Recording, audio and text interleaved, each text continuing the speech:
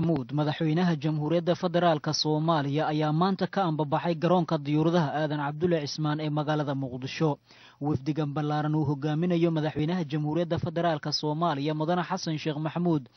ayaa waxa ay u kictimeen wadankaasi Kuwait ee caasimadiisa Kuwait City.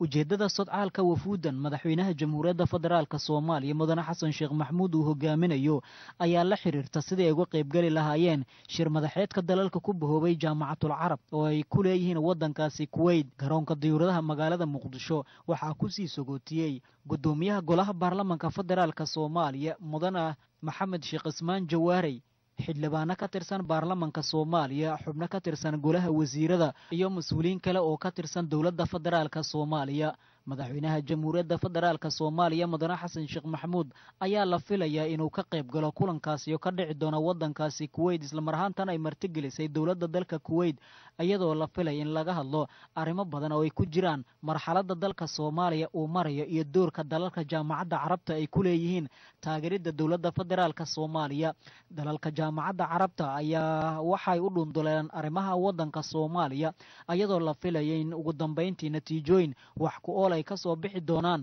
shir madaxeedkaasi uu ka qayb galayo madaxweynaha jamhuuriyadda federaalka